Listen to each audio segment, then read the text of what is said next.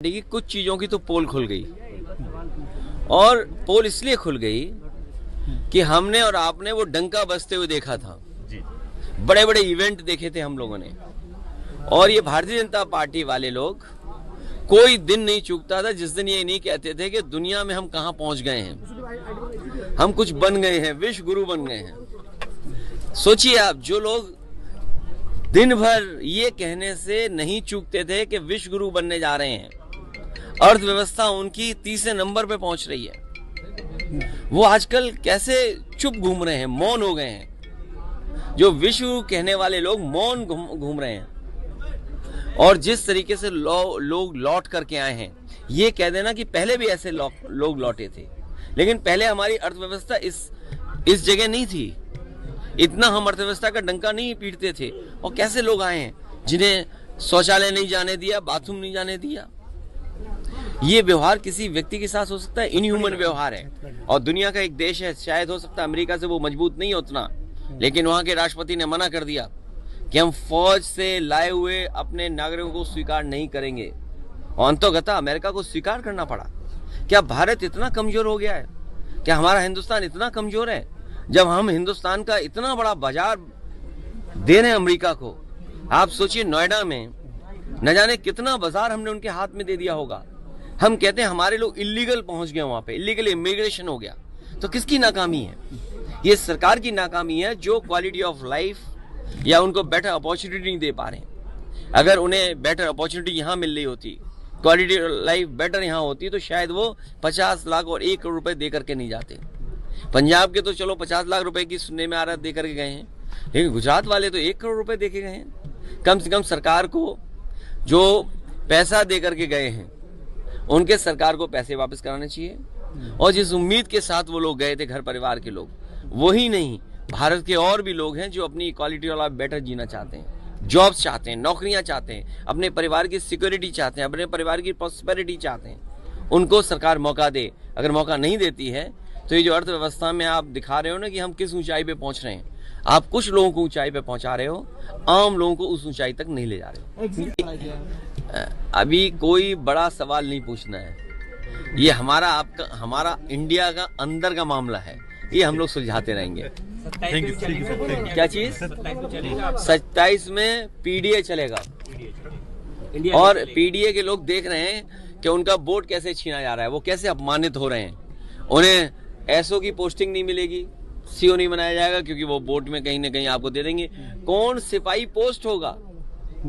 क्या पीडीए परिवार के लोग नहीं देख रहे हैं कि भाई जब पोस्टिंग होगी तो उनके नाम देखे जाएंगे, उनका नाम काट दिया जाएगा?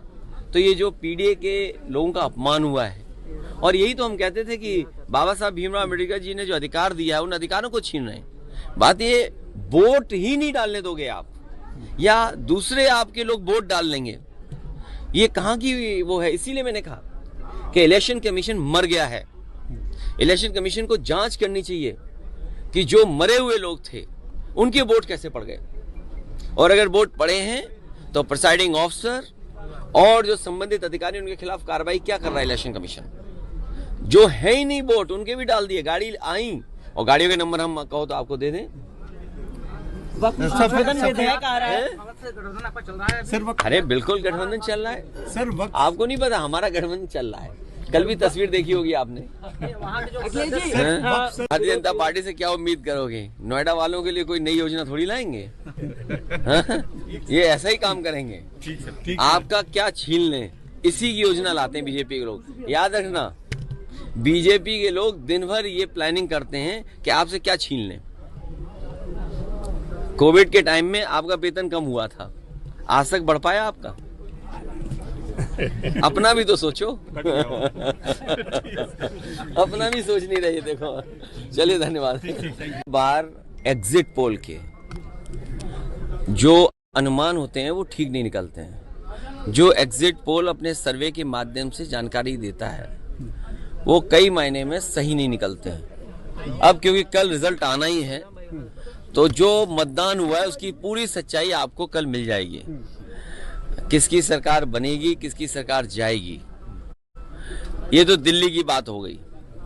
मिल्कीपुर चुनाव में और मिल्कीपुर चुनाव शुरू होने से पहले अगर आपको याद होगा तो मैं चाहता था कि आप सब लोग वहां आए और देखें कि वोट कैसे डाला जाता है और वोट कैसे पड़ता है। भारत का लोकतंत्र और खासकर बीजेपी की सरकार में किस तरीके से लोकतंत्र और मजबूत हो रहा है, कितना मजबूत दिखाई देता, वो आप लोग आए नहीं। आपने एक बहुत बड़ी अपॉर्चुनिटी मिस कर दी। शायद ये सदी में एक बार देखने को मिली होती आपको। जैसे ये वाला कुंभ जो है, महाकुंभ की कोई परिभाषा नहीं है, लेकिन क्योंकि जमाना आजकल मार्केटिंग का है और जितना आप उसको कम्युनिकेट कर ले जाओ तो महाकुंभ हो गया। 144 साल का किसी ने प्रमाण नहीं मांगा। ये चुनाव भी 144 साल वाला जैसा चुनाव था जो आपको देखना चाहिए था।